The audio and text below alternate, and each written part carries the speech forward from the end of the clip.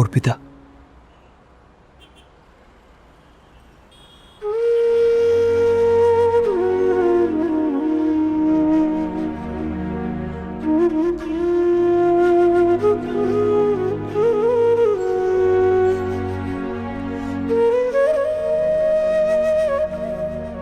I am sorry Arpita.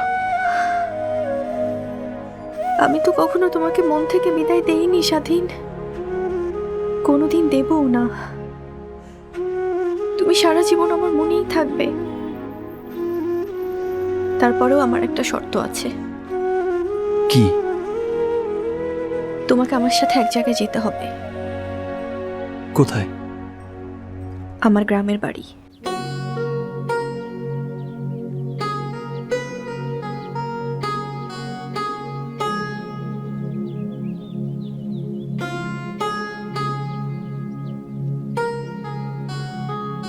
ওই যে বাড়িটা দেখছো, ওটা আমার বাপ দাদার ভিটা। আমার বাবা এখানে জন্মেছিলেন, আমারও জন্ম এখানে। কিন্তু আমি বড় হয়েছি ঢাকায়, পড়াশোনাও করেছি ঢাকায়। বাবা মারা যাবার পর এই বাড়িটার জাল দলিল বের করে এক ভূমিদস্যু এই বাড়িটা দখল করে নেয়। তখন এই বাড়িটার বিল্ডিংও ছিল না, বাউন্ডারিও ছিল না। তোমরা ব্যবস্থা নাওনি?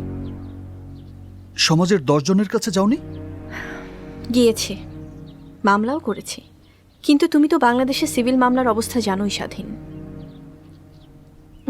অলমোস্ট 30 বছর মামলা চালিয়ে আমাকে প্রমাণ করতে হবে যে আমার বাড়িটা আমার। আমার বাবা ছিলেন একজন মুক্তিযোদ্ধা, এদেশের মানুষের জন্য যুদ্ধ করেছিলেন, একটা পা হারিয়েছিলেন। অথচ তার মৃত্যুর পর তার বাড়িটাই বেদখল হয়ে গেল। শুধু আমি এমন ভিকটিম নই স্বাধীন, এদেশের হাজারো মানুষ এমন ভিকটিম।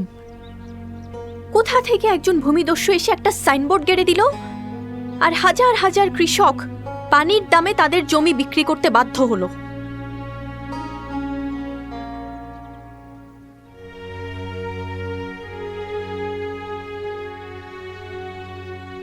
এসব মানুষের কাছ থেকে আমি পালিয়ে যাব শুধুমাত্র প্রেমের জন্য,